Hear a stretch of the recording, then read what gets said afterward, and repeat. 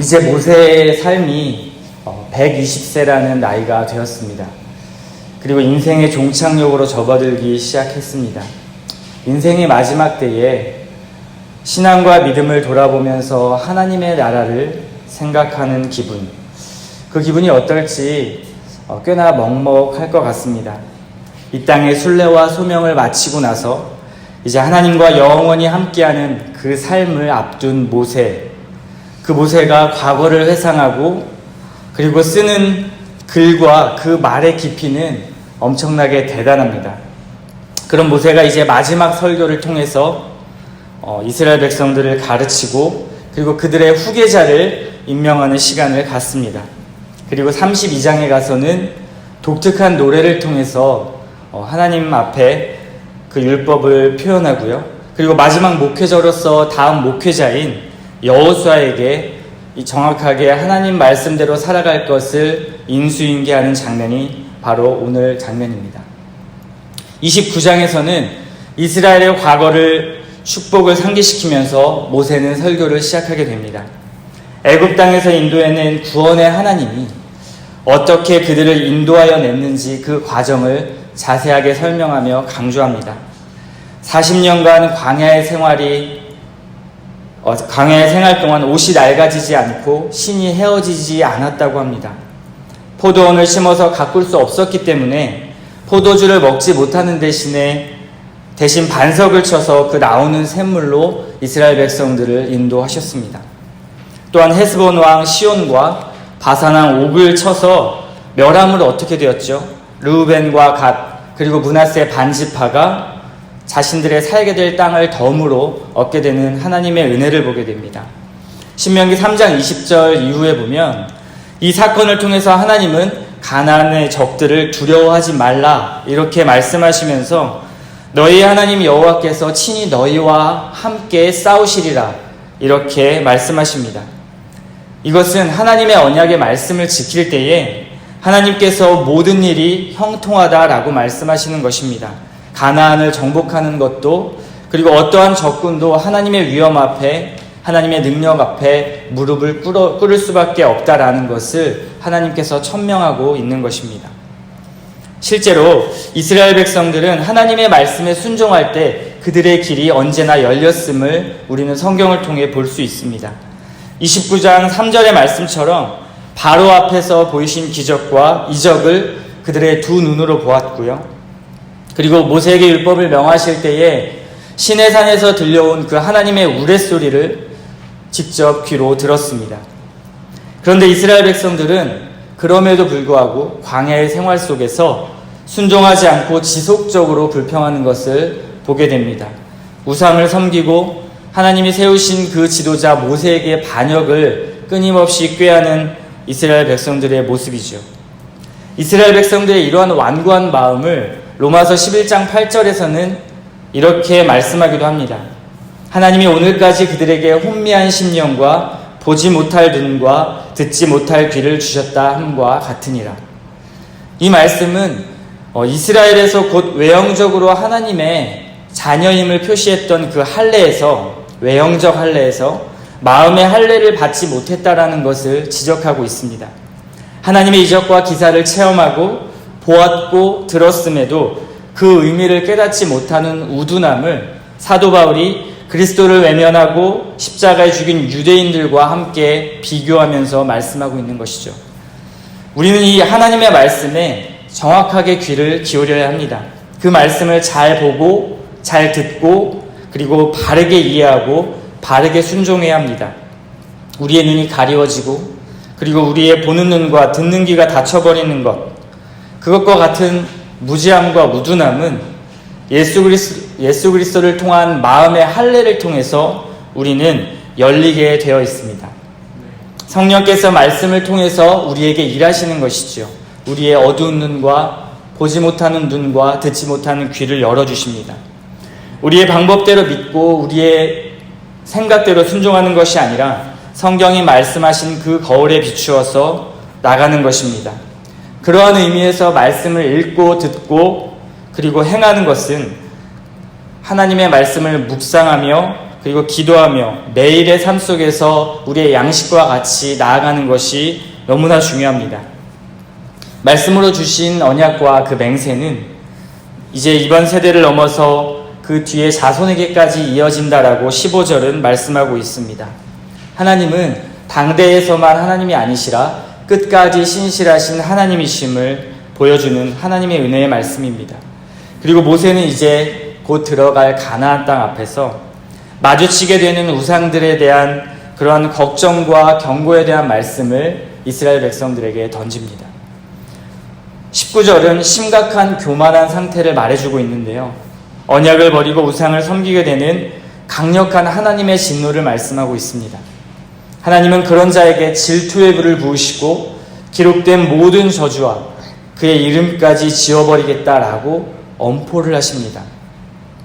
이 언약이 요구하는 것, 그것은 바로 하나님을 사랑하고 그리고 그 말씀에 순종할 수 있는 마음의 할례를 원했던 것인데 이스라엘 백성들이 결국 그 언약을 버리고 우상을 섬길 것이란 그런 아픈 예언을 모세는 하고 있습니다. 너무나 안타깝고 비극의 결말 같지만 우리가 최근 주일 말씀에 이스라엘의 회복의 장면을 에스라서와 느헤미야서를 통해서 듣고 배웠습니다. 그러나 결국 그 말씀을 보면 거기서도 이스라엘 백성들은 예루살렘으로 회복해 주신 그 은혜를 다시 저버리고 다시 끊임없이 불순종하는 그러한 모습을 보았습니다. 참 너무하죠. 그렇게까지 하나님이 용서하시고 은혜를 베푸심에도 불구하고 불순종하는 이스라엘 백성들의 모습들이 이 죄의 문제를 해결하지 못하고 그리고 끊임없이 하나님 앞에 이 짓는 끊임없는 죄의 문제들, 하나님은 아시고 이것을 모세를 통해서 미리 이스라엘 백성들에게 경고하시는 것입니다. 30장에 들어와서는 이런 연약한 이스라엘 백성들의 암담한 결말이 예상되는데요. 우리가 희망을 가질 수 있는 근거가 있습니다. 그 근거가 무엇일까요? 바로 하나님의 자비와 긍휼입니다.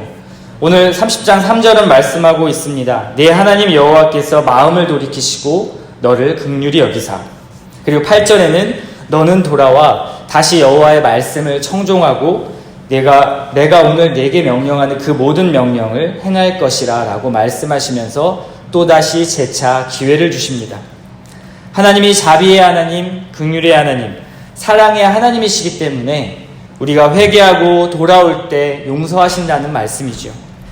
하나님은 전지하시고 그리고 전능하셔서 인간의 죄 지을 것도 미리 아셨습니다. 그럼에도 인간을 하나님의 형상대로 만들어주시고 그리고 자유의지를 허락하시고 교제하시기를 원하셨습니다. 그리고 용서의 길도 예비해 놓으셨습니다. 놀랍지 않습니까?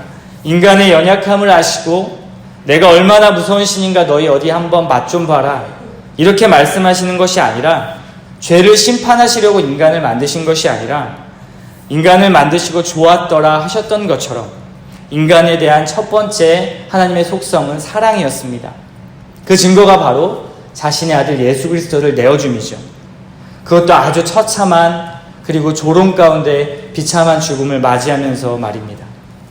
아들을 내어줌까지 그 소중한 인간을 무차별하게 심판하려고 하신 것이 아니라 그들이 멸망의 길에 가는 것을 막기 위한 사랑의 마음이 바로 모세를 통해 전달되고 있는 것입니다.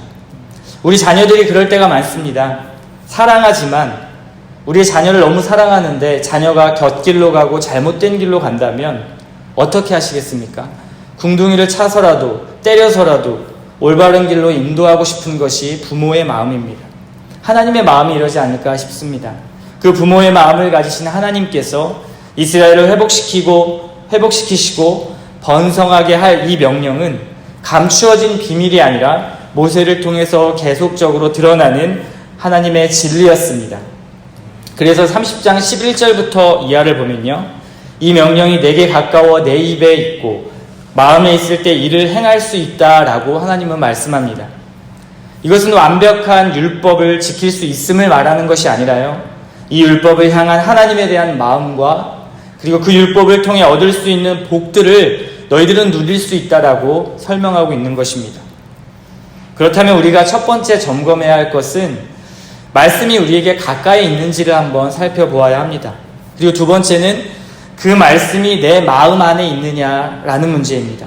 이것은 더 큰 문제이지요. 말씀을 들었는데 마음에 없다라는 것은 너무나 모순적입니다. 말씀을 지식으로 알고 끊임없는 신앙생활을 하고 있는데, 그리고 반복하고 있는데 그 말씀이 내 안에 없다면, 내 머리에서만 겉돌고 맴돌고 있다면 결국 모래 위의 집과 같습니다. 어쩌면 말씀의 칼로 바리새인과 같이 다른 사람의 죄를 책망하고 볼 수는 있지만 내가 하나님 앞에 정작 하나님의 말씀대로 살아가고 있는지는 보지 못하는 것입니다. 주님의 책망을 피할 수 없죠. 그래서 신명기는 직설적으로 그 말씀을 던지고 있습니다. 선택은 너희에게 있다. 15절에 말씀하듯이 생명과 복이 앞에 있고요.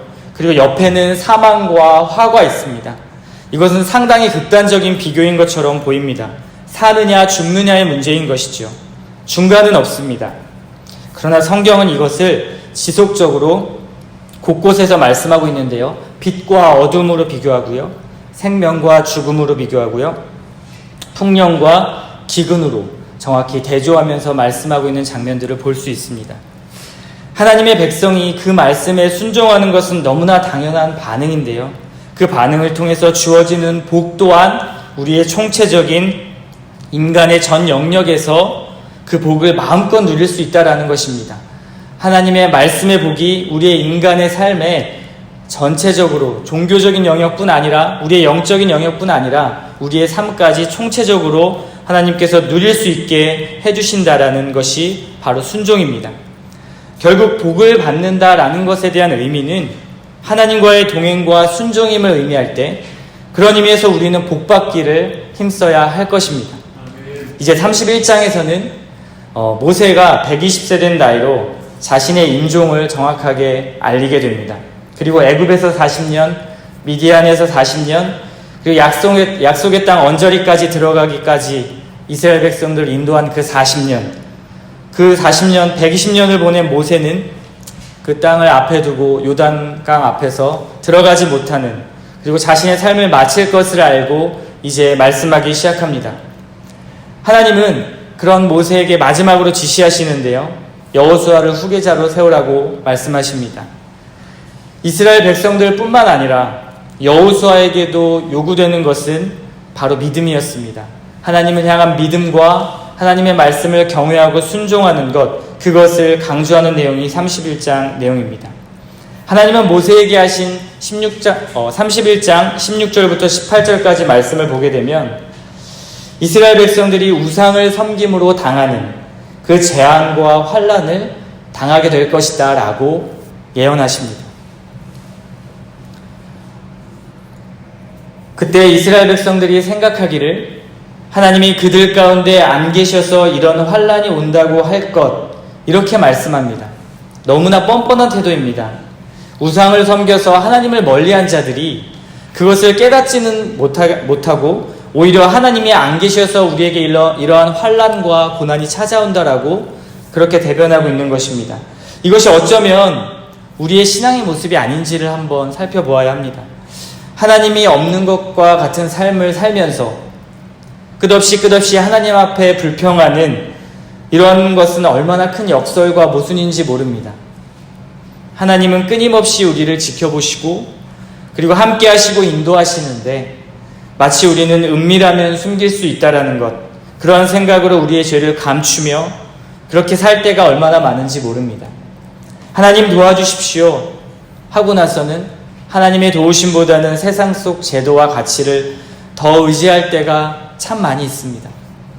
그래서 하나님의 백성인 성도는 살아가는데 너무 바쁘고 그리고 너무 정신없고 그렇게 하나님 앞에 집중할 수 없을 때 하나님 앞에 무릎을 꿇는 시간이 필요합니다. 어제 담임 목사님이 수요 교리 시간에 그런 고백을 하셨습니다. 최근에 하나님과 멀어진 것 같다라는 느낌을 받았다라고요. 예를 들어서 말씀을 읽으면서도 그 말씀에 집중하지 못하고 하나님 앞에 집중하지 못한다 라는 표현을 하셨습니다. 저 또한 회개하고 되돌아봐야 할 기도 제목이기도 한데요. 설교를 준비하는데 말씀에 집중하지 못한다 라는 것 혹시 이해되십니까? 아마 성도분들은 이해되시지 못할 수도 있습니다.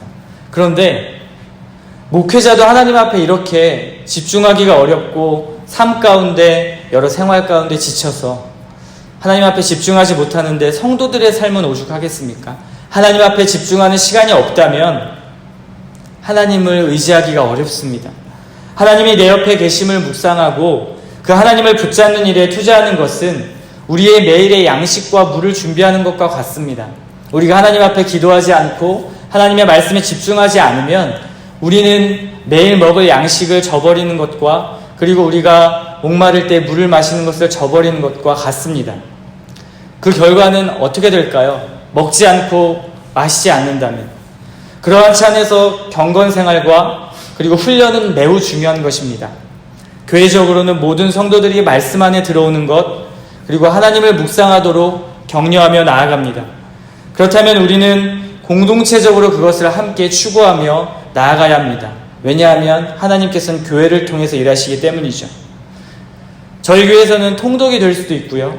그리고 아침 기도회가 될 수도 있고 여러 가지 모임이 될 수도 있습니다. 의식적으로 하나님께 나아가는 삶의 구조를 만들어 가도록 하는 것이죠. 왜냐하면 인간은 연약하기 때문입니다. 모세도 그래서 31장 9절 이하에 보면 7년에 한 번씩 초막절에서 이스라엘 백성들에게 율법을 낭독하도록 그 의식을 만들었습니다. 그리고 나서 하나님을 경외하도록 배우기 위해서 하나님께서 이렇게 명령하시는 것입니다. 그러한 의미에서 교회는 머리 대신 예수 그리스도를 더욱 친밀하게 가까이 나아가야 될 것이고요. 그 몸의 역할을 하는 우리들은 하나님의 말씀을 듣고 공급받고 그 은혜를 경험하며 함께 나아가는 공동체, 그것이 교회인 것입니다. 오늘 우리는 모세의 마지막 설교를 통해서 지속적으로 하나님을 순종하고 경외하라는 너무나 단순한 말씀을 들었습니다. 신명기의 전체의 주제이기도 하고요. 더 나아가서 성경 전체의 주제이기도 하고요. 더 나아가서는 우리 인생의 주제이기도 합니다.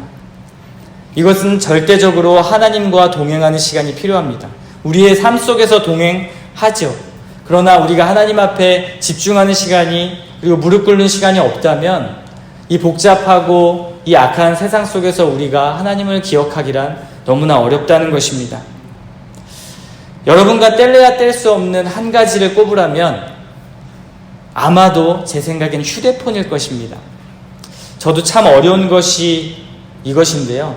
가장 많은 시간을 보내는 것이 휴대폰인 것 같습니다. 그 휴대폰과의 시간보다 하나님과의 시간이 더욱 길어지기를 소망합니다. 김용원 선교사님의 고백처럼 어디에 있든지 그리고 무엇을 하든지 간에 하나님께 묻고 그분의 뜻을 기다리는 것, 그런 은혜가 여러분들에게 있기를 축복합니다.